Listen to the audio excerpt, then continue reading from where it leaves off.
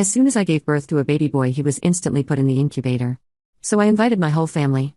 As soon as everyone saw it, they started making snarky comments. How weak, is it even worth it? Then my sister from behind unplugged it and put her phone on charge. After a while I looked at the machine being turned off. I lost it, saying, "What are you trying to do?" My mother said, "Calm down, let her charge the phone, it's important for her." Dad added, "Some babies just need to wait their turn." I shouted for the doctor, but my husband rushed in, and when he saw what was happening he lost it. What he did next with all of them left them in ruins. I never thought I'd be writing this story, but here we are. My hands are still shaking as I type this out, even though it's been 3 weeks since everything happened. I need to get this off my chest because the aftermath has been absolutely nuclear, and I'm still processing the fact that my own family could be so monumentally cruel. Let me start from the beginning. My name is Sarah, and I'd just given birth to my first child after 22 hours of excruciating labor. My son, Benjamin, came into this world 6 weeks early, weighing barely 4 pounds. The doctors immediately whisked him away to the NICU, explaining that his lungs weren't fully developed and he needed specialized care. They placed him in an incubator where he could receive oxygen support and maintain his body temperature. Seeing my tiny baby hooked up to all those wires and tubes broke something inside me, but the medical staff assured me he had an excellent prognosis with proper care. My husband Derek had to leave the hospital briefly to handle some urgent work crisis that couldn't wait, which meant he missed the initial family visit. I should have taken that as a sign from the universe to postpone everything, but I was exhausted, emotional, and honestly just wanted my family's support during this terrifying time. My mother, Linda, had been calling nonstop, demanding to see her grandson. My father, Robert, kept texting about how he'd rearranged his entire schedule. My younger sister, Ashley, had driven 3 hours specifically for this moment. Against my better judgment, I invited them all to come see Benjamin in the NICU. The nurses were kind enough to bend the visitor rules slightly, allowing my immediate family into the special viewing area where they could see him through the glass. I should have noticed the tension immediately when they arrived. My mother walked in wearing designer sunglasses indoors, my father was already on his phone checking stocks, and Ashley was complaining about the hospital parking fees before she even said hello to me. When they finally laid eyes on Benjamin in his incubator, the atmosphere shifted into something dark and uncomfortable. My mother pursed her lips in that way she does when she's disappointed. Ashley wrinkled her nose as if she'd encountered something unpleasant. My father barely glanced up from his phone before returning to his screen. "He's so small," my mother said, her voice dripping with judgment rather than concern. "Well, he was premature," I explained, trying to keep my voice steady despite the hormones and exhaustion coursing through my body. "The doctors say he's doing remarkably well considering." Ashley leaned closer to the glass, her expression somewhere between disgust and disinterest. "How weak? Is it even worth it? I mean, all this medical intervention for something so fragile?" The words hit me like a physical blow. I stared at my sister, unable to process that she'd just questioned my son's worth as a human being. Before I could respond, my father chimed in without looking up from his device. "These premature babies often have problems later in life.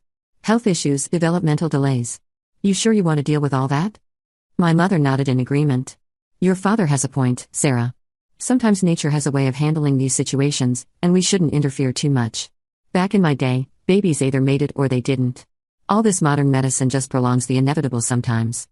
I felt my blood pressure rising, my hands clenching into fists at my sides. This was my child they were discussing like he was a defective product with a questionable return policy. But the worst was yet to come. A nurse had shown us into a small family consultation room adjacent to the NICU where we could sit and talk without disturbing other patients. The room was older, part of the hospital's original wing that hadn't been renovated yet. Benjamin's incubator had been wheeled into a viewing alcove where we could see him through the glass partition. The outlet panel near the equipment wasn't secured like the ones in the newer NICU areas, just a standard wall outlet accessible to anyone in the consultation room. I'd stepped away for just a moment to grab some water from the cooler in the corner, my legs still unsteady from the delivery. When I turned back around, I saw Ashley crouched beside the wall near Benjamin's incubator. Her movements were deliberate and swift. She unplugged the power cord from the wall outlet, and before I could even process what was happening, she plugged in her phone charger and connected her device. Time seemed to slow down as I watched the incubator's lights flicker. The backup battery would keep it running temporarily, but the main power supply had been disconnected. For several seconds, I stood frozen in shock, unable to believe what I was seeing. My sister sat down in a chair, casually scrolling through her phone as if she hadn't just endangered my newborn son's life. Those few seconds of paralysis cost me. By the time my brain caught up with what my eyes were seeing, Ashley was already settled in, clearly planning to stay plugged in for a while. "Ashley!" I screamed, my voice cracking with panic. "What are you trying to do?" She looked up at me with those cold, entitled eyes that I'd seen throughout our childhood whenever she wanted something I had. "My phone died." "Relax, Sarah. It's just plugged in for a minute." I rushed toward the incubator, but my mother stepped into my path, physically blocking me with her arm. "Calm down. Let her charge the phone, it's important for her. She's been posting updates about the baby on social media, and her followers are waiting. My father finally looked up from his own device, nodding sagely as if this made perfect sense. Some babies just need to wait their turn. Ashley's phone battery is almost dead. She can't go without her phone. Your son is stable right now anyway. The sheer insanity of their logic made my head spin. They were prioritizing my sister's phone charge over my premature infant's life support system. The backup battery on the incubator would last maybe 30 minutes, but what if there was a power surge when she unplugged it? What if the sudden disconnection had affected the oxygen flow or temperature regulation? Are you people completely insane? I shouted, my voice reaching a pitch I didn't know I was capable of. That's my son. That machine is keeping him alive. Ashley rolled her eyes, still scrolling through Instagram or whatever vapid social media platform was consuming her attention. You're being so dramatic. The machine has batteries. I can see the lights are still on. 10 minutes of charging won't kill anyone. My hands were shaking uncontrollably now. Every instinct I had as a new mother screamed at me to get to my baby, to protect him, but my own parents formed a human barrier between us. The absurdity of the situation would have been laughable if it weren't so horrifying. These were the people who'd raised me, who'd supposedly taught me right from wrong, and here they stood defending the indefensible. 10 minutes? I repeated, my voice breaking. You think you can just decide that my son's medical equipment can be interrupted for 10 minutes? What medical degree do you have, Ashley? What gives you the right to make that call? My sister finally looked up from her phone, irritation flashing across her face. God, Sarah, you always have to make everything about you. I drove 3 hours to get here. My phone died on the way. I needed to tell my boyfriend I arrived safely. Stop being so selfish. The word selfish coming from her mouth nearly sent me over the edge. Ashley, who'd borrowed money from me countless times and never paid it back. Ashley, who'd stolen my prom date in high school because she could. Ashley, who'd convinced our parents to pay for her Mediterranean vacation instead of helping with my college tuition because she needed it more. And now she had the audacity to call me selfish for wanting to protect my premature son. Your boyfriend can wait. I screamed. My son can't. He's 4 pounds and struggling to breathe on his own. My mother's grip on my shoulders tightened. You're making a scene, Sarah. People are staring. Think about how this looks. The nurses are going to think we're a dysfunctional family. The statement was so ludicrous that I actually laughed, a harsh sound with no humor in it. We are a dysfunctional family. You're preventing me from reaching my sick baby. How is this not registering with you? My father pocketed his phone for once, giving me his full attention, which somehow made everything worse. When he actually focused on something, it usually meant he was about to deliver one of his condescending lectures about reality and practicality. Sarah, honey, you need to calm down and think rationally. The baby is stable. The machines are still running. Ashley's phone situation is time-sensitive because she has important people waiting to hear from her. Your son isn't going anywhere. He'll be in that incubator for weeks anyway. What's a few more minutes? The casual dismissal of Benjamin's needs, the complete lack of understanding about how medical equipment worked, the prioritization of my sister's social life over my son's health, it all crystallized into a moment of perfect clarity. My family didn't just lack empathy. They were actively, aggressively cruel in their self-centeredness. Weeks? I said, my voice dangerously quiet now. You think because he'll be here for weeks, his care doesn't matter right now? What if those machines need to be plugged in constantly for a reason? What if the battery backup is only for emergencies, not for phone charging convenience? Ashley snorted. You're being paranoid. If it was that serious, they'd have it behind a locked panel or something. It's just a regular outlet. Fair game. Fair game. She just described my son's life support as fair game. I felt something fundamental shift inside me. Throughout my childhood, I'd made excuses for Ashley's behavior. She was the baby of the family. She was spoiled. She didn't mean to be hurtful. But this wasn't thoughtlessness or immaturity. This was conscious cruelty, enabled and defended by our parents. Get away from that incubator, I said, my voice steel. Unplug your phone right now, Ashley, or I swear to God, or what? She challenged, finally standing up but keeping her phone connected. You'll what, Sarah? You just had a baby. You can barely stand up straight. Mom and Dad are on my side. The nurses aren't going to do anything about a phone charger. You have no power here. No power here. The words echoed in my head. She was right in a way. I was physically weak from delivery, outnumbered by my own family, and in a hospital where I wasn't staff. But she was also catastrophically wrong. I had the power of being Benjamin's mother, and that trumped everything else. I'm calling Derek, I said, fumbling for my phone. My mother snatched it from my hands before I could dial. You're not bothering your husband at work over this nonsense. He has important meetings. Let's all just take a breath and discuss this like adults. The fact that she'd physically taken my phone, my only means of calling for help, pushed me into a new level of panic. I was trapped in a nightmare where my own family had become the villains. The nurses outside probably had no idea what was happening in this consultation room. They were focused on their tiny patients, trusting that families in the viewing areas would behave appropriately. "Give me my phone back," I demanded, holding out my hand. "When you calm down," my father said firmly. "You're being hysterical, Sarah. Postpartum hormones are making you irrational. In a few hours, you'll see we were right." Postpartum hormones. He was going to dismiss my legitimate fear for my son's safety as hormonal irrationality. I'd been gaslit by my family before, told my feelings were overreactions, my concerns were exaggerations, my boundaries were unreasonable. But this was different.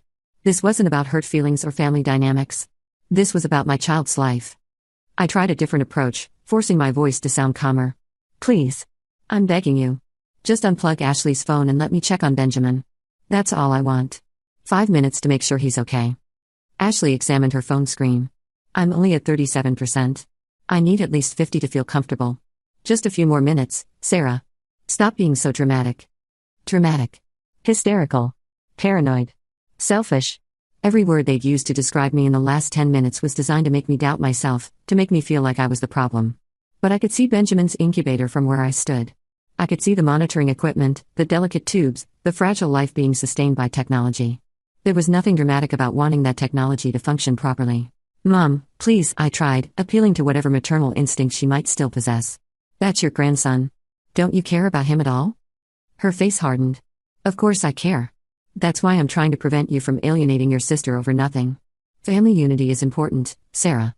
You can't just attack Ashley every time she does something you don't like. She's your sister. She'll be in your life forever. You need to learn to compromise." Compromise? She wanted me to compromise about my son's medical equipment. The complete inversion of values was staggering. In what universe did family unity mean protecting the person endangering a baby rather than protecting the baby? I tried to push past my mother, but she grabbed my shoulders with surprising strength. My father moved to stand beside her, creating a wall between me and my son's incubator. The betrayal cut deeper than any physical wound could have. These were the people who were supposed to protect me, to support me, to care about my child. My panic escalated into full terror. I needed to get to that outlet, to restore Benjamin's main power, to make sure nothing had been disrupted. But my own parents were physically preventing me from protecting my baby. The absurdity and horror of it made my head spin. "Let me through," I shouted, pushing harder against my mother's grip. "I need to check on him. Please." I could hear nurses talking outside the consultation room, their voices discussing other patients. Why wasn't anyone coming? The room had a door, and we'd closed it for privacy. The sounds of our argument probably weren't carrying to the main NICU station. I opened my mouth to scream for help, to call for a nurse, for anyone, but my mother seemed to anticipate this. "Don't you dare make a scene," she hissed, her voice low and threatening. "Do you want everyone thinking you're an unfit mother? Hysterical women get their babies taken away, Sarah." The threat froze me for a crucial moment. She knew exactly what button to push. Every new mother's deepest fear, being judged as incompetent, as mentally unstable, as a danger to her own child. In that instant of hesitation, I fumbled for my phone instead, thinking I could at least call Derek, get him to come back, to help me. My mother was faster. She snatched my phone from my hands before I could unlock the screen. "You're not bothering your husband at work over this nonsense," she said, pocketing my phone. "He has important meetings. Let's all just take a breath and discuss this like adults." My voice must have carried because several nurses looked over with concern. I was about to scream for help again when the door to the consultation room burst open with such force that it slammed against the wall. Derek stood in the doorway, his face flushed from running through the hospital corridors. He must have finished his work crisis early and come straight back. His eyes immediately took in the scene, me being physically restrained by my parents, Ashley sitting smugly with her phone plugged into my son's incubator outlet, and the subtle flickering of Benjamin's monitoring equipment. I've been married to Derek for 5 years, and I'd never seen that expression on his face before. Pure, unfiltered rage transformed his usually kind features into something almost frightening. He moved with purpose, striding across the room in 3 long steps. He didn't say a single word as he unplugged Ashley's phone and reconnected Benjamin's incubator to the main power supply. The machine stabilized immediately, their steady beeping resuming its normal rhythm. Then Derek turned to face my family, and when he finally spoke, his voice was deadly calm. "Gab. Now." My father puffed up his chest, attempting to assert some kind of patriarchal authority. "Now see here, young man. You don't talk to us like that. We're Sarah's family." Derek pulled out his phone and started recording. "You're being documented disconnecting life support equipment from a premature infant for the purpose of charging a cell phone. I'm sure the hospital administration, the police, and the state medical board would be very interested in this footage. Now I'll say it one more time. Get out." My mother's face went pale. You're overreacting. Nothing bad happened. The baby is fine. Nothing bad happened? Derek's voice rose slightly, the first crack in his controlled demeanor. You prioritized a phone charge over my son's medical equipment. You physically prevented my wife from protecting our child. You questioned whether our premature baby was worth it. I have nurses who overheard everything, and I guarantee you that every word of this conversation has been documented in hospital security footage. Ashley finally looked up from her phone, her confidence wavering for the first time. This is ridiculous.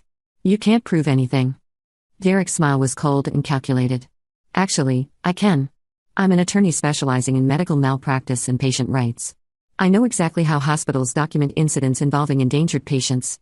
Right now, there are at least 4 nurses who witnessed your actions, 2 security cameras that captured everything, and my testimony is apparent. The police will be very interested in discussing reckless endangerment charges. The color drained from all 3 of their faces simultaneously. They hadn't expected consequences. People like them never do. They'd spent their entire lives believing their actions existed in a bubble where accountability didn't apply. You wouldn't actually call the police on family, my mother whispered, her voice trembling. Derek's expression didn't soften. Watch me. You have 60 seconds to leave this hospital before I contact security and press charges. After you leave, you will not attempt to contact Sarah, Benjamin, or me in any capacity. You will not come to our home. You will not show up at the hospital. If you violate these terms, I will pursue every legal avenue available to ensure you face consequences for what you did today. My father tried one last time to salvage the situation. Sarah, honey, talk some sense into your husband. We're family. This is all a big misunderstanding. I found my voice, though it came out raw and broken. You questioned if my son was worth saving. You physically stopped me from protecting him. You unplugged his life support for a phone charger. I don't ever want to see any of you again. The finality in my tone must have penetrated even their thick skulls. Ashley grabbed her purse and phone, shooting me a venomous look that confirmed she blamed me somehow for her own actions having consequences. My parents followed her out, my mother dabbing at fake tears with a tissue while my father muttered about ungrateful children. Derek waited until they'd cleared the doorway before pulling me into his arms. I collapsed against his chest, finally allowing myself to cry. The nurses rushed in, immediately checking Benjamin's vital signs and ensuring the incubator hadn't been compromised by the power interruption. Thankfully, everything was functioning perfectly, and our son remained stable and blissfully unaware of the drama surrounding his tiny existence. But Derek wasn't finished. True to his word, he documented everything with the hospital administration. Within hours, a hospital security officer came to take our statements. Derek provided them with a detailed timeline of events, and the nurses corroborated every aspect of our account. The hospital's risk management team got involved because disconnecting patient equipment, even temporarily, represented a massive liability issue. Then Derek made good on his other promise. He filed a police report for child endangerment and reckless conduct. He compiled all the evidence, security footage, nurse testimonies, hospital incident reports, and his own recording. The case was assigned to a detective who specialized in crimes involving children. Within 48 hours, my mother, father, and sister each received official notices that they were under investigation. I watched Derek work with a mixture of awe and relief. He transformed from my gentle, patient husband into something formidable and relentless. Every evening after coming home from work, he'd spend hours documenting everything, cross-referencing timelines, consulting with colleagues about legal precedents. He treated it like the most important case of his career, even though it was deeply personal. They need to understand, he told me one night as Benjamin slept in his bassinet beside our bed. People like that go through life never facing real consequences. They apologize just enough to smooth things over, then they do it again. This time, there has to be accountability. He reached out to the NICU staff, obtaining formal statements from every nurse who'd witnessed any part of the confrontation. He requested copies of the hospital's incident reports, which documented the power interruption to Benjamin's incubator and the subsequent investigation. He even tracked down other families who'd been in the NICU that day, asking if they'd witnessed or overheard anything. The detective assigned to the case, a woman named Maria Gonzalez, called us in for an interview. She'd been investigating crimes against children for 15 years, and her reputation was formidable. Derek and I sat in a sterile conference room at the police station while Detective Gonzalez reviewed the evidence he'd compiled. This is thorough, she said, flipping through page after page of documentation. Most people don't put this level of detail into their reports. You've made my job significantly easier. I want to make sure there's no ambiguity, Derek replied. I want it crystal clear what happened and why it was dangerous. Detective Gonzalez nodded, her expression grave. Disconnecting medical equipment, even temporarily, is taken very seriously. The fact that it was done to charge a phone, and that the parents prevented the mother from intervening, adds additional dimensions to the case. I've seen a lot of terrible things in this job, but the casual cruelty here is particularly disturbing. She asked me to walk through the events again, recording my statement. Reliving those moments was painful, but I forced myself to be precise and thorough. Every detail mattered. Every word my family had said needed to be on record. When your sister called your son weak and questioned if he was worth it, how did that make you feel? Detective Gonzalez asked. Like I was living in an alternate reality, I answered honestly. Like the people I'd known my whole life had been replaced by strangers. My son was fighting for his life, and they treated him like an inconvenience. Detective Gonzalez made notes. And when they physically prevented you from reaching the incubator? Terrified. Powerless. Betrayed. I struggled to find adequate words. I've never felt so helpless in my life. These were people who were supposed to protect me, and instead they were protecting my sister's right to charge her phone using my son's medical equipment. The investigation moved forward with impressive speed. Detective Gonzalez interviewed my family members separately, and according to her, their stories were full of contradictions and deflections. My mother claimed they'd only been there for a minute. My father insisted the incubator had never actually lost power. Ashley maintained she'd asked permission first and I'd said yes, which was an outright lie. The hospital security footage contradicted all their claims. The timestamps showed Ashley's phone had been plugged in for approximately 8 minutes before Derek arrived. The incubator's power logs, which the hospital technical staff retrieved, showed exactly when main power had been disconnected and when it was restored. The video clearly showed me attempting to reach the incubator and my parents physically blocking me. There was no ambiguity, no room for interpretation. They're going to be charged, Detective Gonzalez informed us during a follow-up meeting. The prosecutor believes we have a strong case for child endangerment, reckless conduct, and potentially interference with medical treatment. Given that it happened in a hospital setting with a vulnerable infant, the charges carry significant weight. Derek squeezed my hand. This was what he'd been working toward, real, meaningful consequences that couldn't be swept under the rug or dismissed with hollow apologies. But the legal case was only one front in Derek's comprehensive response. He'd been quietly working on multiple strategies simultaneously, each designed to ensure my family understood the full scope of what they'd done. He started with my parents' social circle. My mother and father lived in an upscale retirement community called Meadowbrook Estates, where reputation was everything. The residents were mostly wealthy retirees who'd spent their careers in professional fields, doctors, lawyers, executives. They had strict community standards and a zero-tolerance policy for anything that might diminish the community's prestige.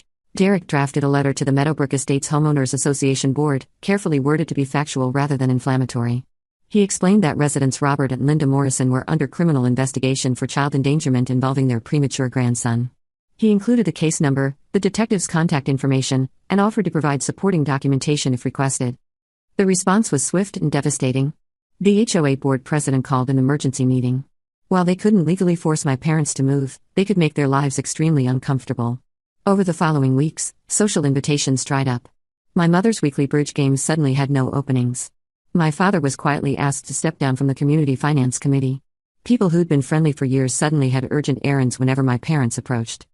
My mother called me exactly once after receiving notification from the HOA.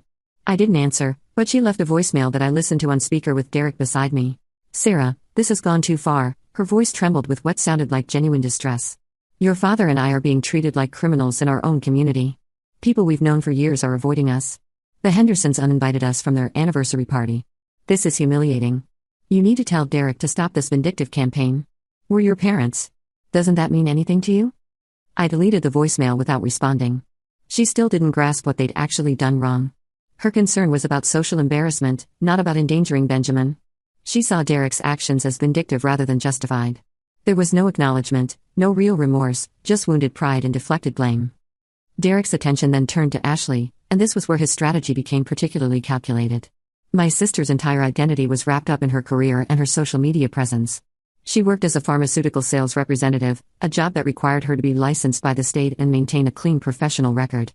She'd spent years building her personal brand on Instagram and LinkedIn, positioning herself as a successful millennial in healthcare sales. Derek knew that her employer, MedTech Solutions, had strict ethics policies. Representatives in the pharmaceutical industry were held to high standards because they dealt with doctors, hospitals, and sensitive medical information. Any hint of impropriety could be grounds for termination. He contacted MedTech Solutions' Human Resources Department and filed a formal complaint. He explained that one of their licensed representatives was under criminal investigation for endangering an infant in a hospital setting. He provided documentation, the police case number, the hospital incident report, and his own affidavit describing what had occurred. The HR director took it seriously. Within 48 hours, Ashley was placed on unpaid administrative leave pending an internal investigation. Her company access was suspended. Her name was removed from the employee directory. She was effectively in professional limbo, unable to work but not yet terminated, hanging in uncertainty. But Derek wasn't finished with Ashley. He knew her social media presence was precious to her. She'd spent years cultivating thousands of followers, posting carefully curated content about her life, her career, her travels. Her Instagram feed was a highlight reel designed to project success and desirability. Derek researched which professional forums and industry groups pharmaceutical sales representatives used. He consulted with a colleague who specialized in employment law to ensure he wasn't crossing any legal lines. Then, he began a carefully orchestrated information campaign that stayed strictly within legal bounds. He contacted the state pharmaceutical licensing board with a formal complaint, providing all the documentation of Ashley's criminal charges. This was public record, completely legal to share, and directly relevant to her professional license. The board opened an investigation into whether someone facing child endangerment charges should maintain licensure in a healthcare-adjacent field.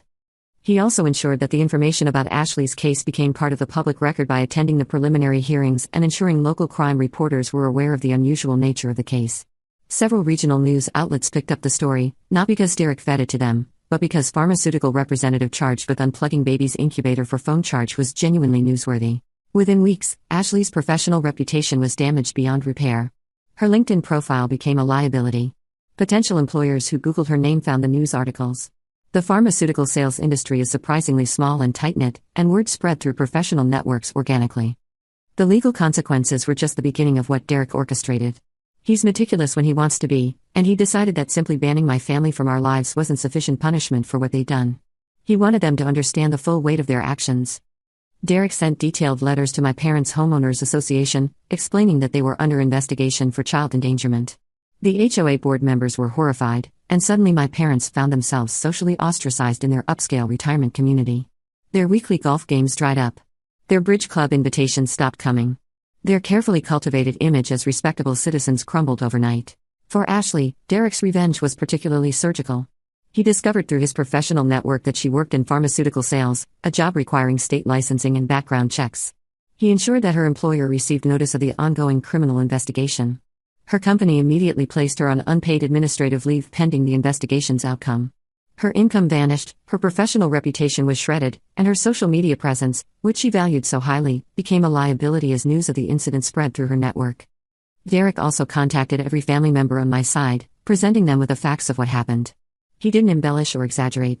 He simply stated that my parents and sister had disconnected Benjamin's incubator to charge a phone, physically prevented me from protecting my son, and made comments questioning whether a premature baby was worth saving. The family's reaction was swift and brutal. My aunts, uncles, and cousins cut contact with my parents and Ashley immediately. They sent messages of support to Derek and me, expressing their horror at what had transpired. But perhaps the most devastating consequence came from an unexpected source. My maternal grandmother, who'd always been the family matriarch and whose approval my mother craved desperately, heard about the incident.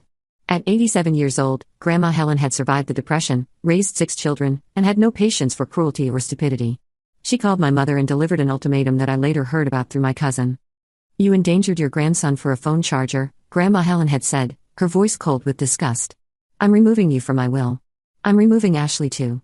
Every penny I have will go to Sarah and her children because at least she understands what family actually means. I don't want to see your face again before I die." My mother's inheritance had been substantial. Grandma Helen owned property, investments, and family heirlooms worth well over $1 million. Losing that inheritance devastated my mother in a way that criminal charges couldn't. It represented not just financial loss but complete rejection from the one person whose opinion she'd always valued above all others. The criminal case moved forward slowly, as these things do. The prosecutor's office took the incident seriously because it involved endangering an infant and occurred in a hospital setting. My family hired lawyers, expensive ones, which depleted their savings rapidly. The legal fees alone were causing them financial strain, and the case hadn't even gone to trial yet. Meanwhile, Benjamin grew stronger each day. He spent 3 weeks in the NICU before the doctors cleared him to come home. Derek and I brought him back to our house, and I spent those first nights watching him sleep, still terrified that something might go wrong. But he thrived. He gained weight, his lungs developed properly, and his pediatrician expressed nothing but optimism about his future. The contrast between my son's resilience and my family's weakness wasn't lost on me. They'd called him weak, questioned if he was worth it, but Benjamin fought every single day to grow stronger. My family, on the other hand, collapsed under the weight of their own actions almost immediately. About 6 weeks after the incident, my mother tried to reach out. She sent a letter to our home address, a lengthy document full of excuses and half apologies. She claimed they hadn't understood the seriousness of what they were doing. She insisted they'd never meant any harm. She begged me to ask Derek to drop the charges and repair the family relationships. Derek handed me the letter without comment, letting me decide how to respond. I read it twice, searching for genuine remorse or accountability, but found neither. Every sentence was designed to minimize their actions and shift blame. There was no acknowledgement that questioning a baby's worth was monstrous. No recognition that physically restraining me while my son's medical equipment was compromised was unforgivable. No acceptance that Ashley's entitlement and my parents' enabling had created a situation where a phone charge was valued over a human life. I burned the letter in our fireplace and never responded. Ashley tried a different approach. She created a burner social media account and sent me messages claiming she'd lost everything because of one mistake. She'd been evicted from her apartment due to lack of income. Her professional license was suspended pending the investigation's conclusion. Her friends had abandoned her after learning what happened. She begged me to tell Derek to stop his vendetta against her. I blocked the account without responding. Her one mistake could have killed my son. Consequences for endangering a child weren't a vendetta.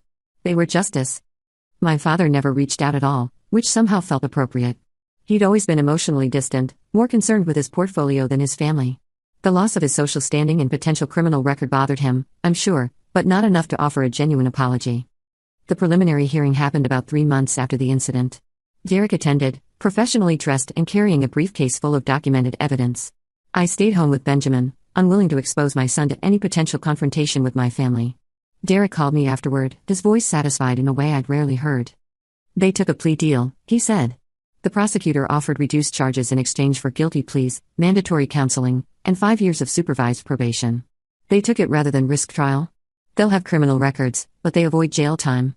I felt a strange mixture of relief and disappointment. Part of me wanted them to face the full consequences of their actions, but another part of me just wanted it to be over so we could move forward with our lives. Their lawyer made them write formal apology letters as part of the plea agreement, Derek continued. The judge ordered it as a condition of their probation. You don't have to read them if you don't want to. I never did read those letters. Whatever apologies they contained were mandated by law rather than motivated by genuine remorse. They meant nothing to me. The probation terms were strict. My family couldn't have any contact with Benjamin or me without explicit written permission from both Derek and me. They had to complete parenting classes, which I found darkly hilarious since their own child-rearing had produced someone like Ashley. They had to perform community service at organizations benefiting children.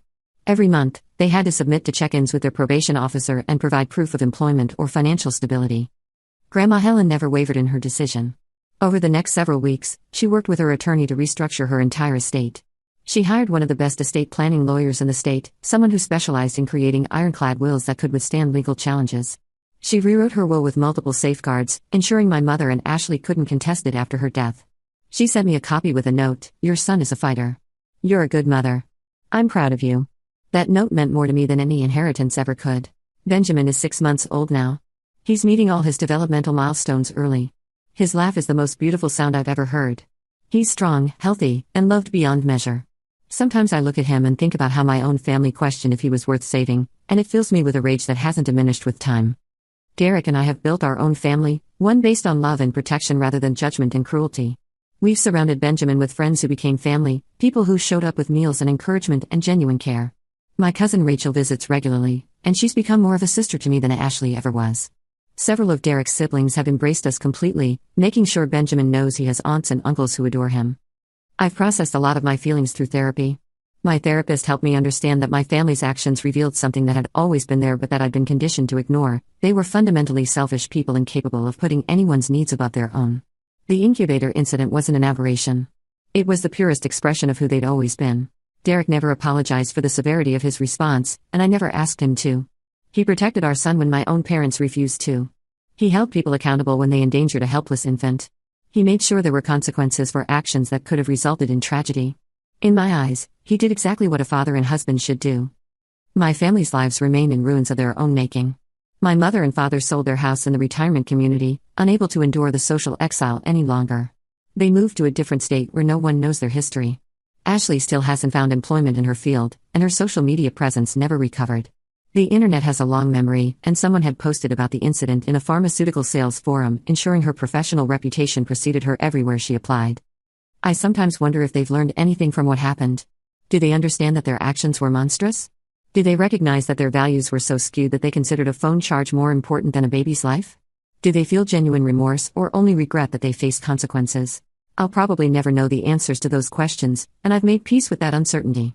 They're no longer part of my life or Benjamin's. They lost the privilege of knowing this incredible little human because they questioned his worth when he was at his most vulnerable. Derek often says that the best revenge is living well, and I've found that to be true. Every milestone Benjamin achieves, every smile he gives us, every moment of joy in our home is a testament to the fact that he was absolutely worth saving. He was worth every intervention, every medical procedure, every anxious night in the NICU. He's worth everything. My family called him weak. They questioned his value. They endangered his life for something as trivial as a phone charge. Now they live with criminal records, broken relationships, lost inheritances, and the knowledge that they destroyed their own family through their cruelty and entitlement. Benjamin will grow up knowing that his parents fought for him, protected him, and valued his life above everything else. He'll never know the people who questioned his worth, and that's exactly how it should be. We're building a life full of love, strength, and people who understand that every child is precious and worth protecting. That's the real ending to this story. Not the legal consequences or the financial losses or the shattered relationships. The real ending is Benjamin, thriving and loved, surrounded by people who would never question his value. My family thought they could dismiss him as weak and unworthy. Instead, they revealed their own weakness and unworthiness. Derek made sure they understood that distinction, and they'll carry the consequences for the rest of their lives. Some people might say Derek went too far, that his response was excessive or vindictive. Those people didn't see what I saw, my family physically preventing me from reaching my endangered son. They didn't hear the cruelty in their voices as they questioned whether a premature baby deserved to live. They didn't experience the betrayal of having the people who should protect you instead threaten the most vulnerable person in your world. Derek's response wasn't excessive. It was exactly proportional to the severity of their actions. They endangered a child and faced consequences. They destroyed trust and lost relationships. They revealed their true nature and were judged accordingly. I have no regrets about how things unfolded. My only regret is that it took such a traumatic incident for me to finally see my family clearly. But even that regret is tempered by the knowledge that Benjamin will never be subjected to their toxicity. He'll never be measured against their warped standards or found wanting in their eyes. He'll grow up knowing only love, protection, and unconditional support. My family is in ruins, but they built those ruins themselves, brick by brick, with every cruel word and callous action. Derek just made sure they had to live in the wreckage instead of escaping consequences. And honestly, they deserve every bit of discomfort they're experiencing. When you endanger a baby for a phone charger, you deserve to lose everything. Benjamin is sleeping peacefully in his crib as I finish writing this. He's perfect, strong, and very much worth every intervention that kept him alive. My family will never know the incredible person he's becoming, and that's their loss entirely. Derek and I will make sure he grows up surrounded by people who value him, protect him, and would never dream of questioning his worth. That's not revenge. That's justice. And it's exactly what my family deserved.